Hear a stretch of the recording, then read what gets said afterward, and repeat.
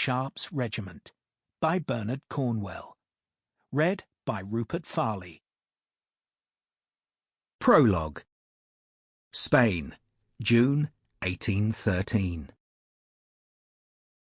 Regimental Sergeant Major McLeod was a powerful man, and the pressure of his fingers, where they gripped Major Richard Sharpe's left hand, was painful. The RSM's eyes opened slowly. "I'll not cry, sir." "No." "They'll not say they saw me cry, sir." "No."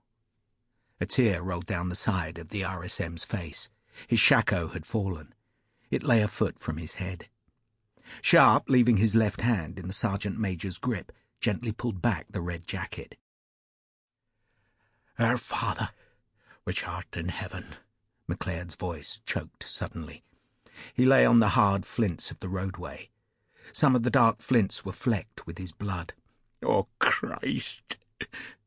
Sharpe was staring into the ruin of Sergeant Major's belly. McLeod's filthy shirt had been driven into the wound that welled with gleaming bright blood.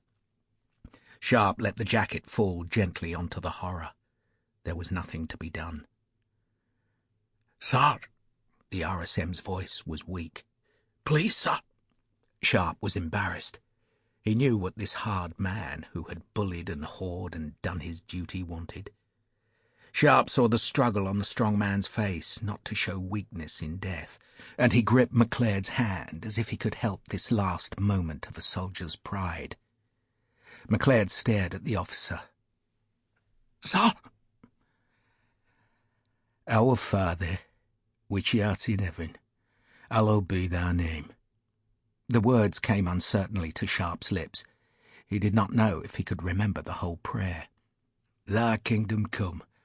Thy will be done on earth as it is in heaven."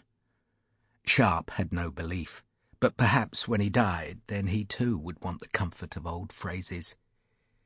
"Give us this day our daily bread, and forgive us our trespasses, as we forgive those who trespass against us." 1 pound of twice-baked bread a day, and it had been the bastard French who had trespassed. What were the next words? The flints dug into his knee where he knelt. "Lead us not into temptation, but deliver us from evil. For thine is the kingdom, the power, and the glory. Amen." He thought he had remembered it all, but it did not matter now. McLeod was dead, killed by a piece of stone the size of a bayonet that had been driven from a rock by the strike of a French cannonball. The blood had stopped flowing, and there was no pulse in his neck. Slowly Sharpe uncurled the fingers. He laid the hand on the breast, wiped the tears from the face, then stood. "Captain Thomas!" "Sir!" "RSM's dead. Take him for burial." "Captain Dallenboard!" "Sir!" "Push those pickets 50 yards further up the hill. This isn't a goddamn field training day. Move!" The pickets were perfectly positioned, and everyone knew it, but Sharpe was venting an anger where he could. The ground was wet, soaked by overnight rain. There were puddles on the track, some discoloured with blood. To Sharpe's left, where the hillside fell away, a party of men hacked at the thin soil to make graves. 10 bodies, stripped of their jackets and boots that were too valuable to be buried, waited beside the shallow trench. "Lieutenant Andrews!"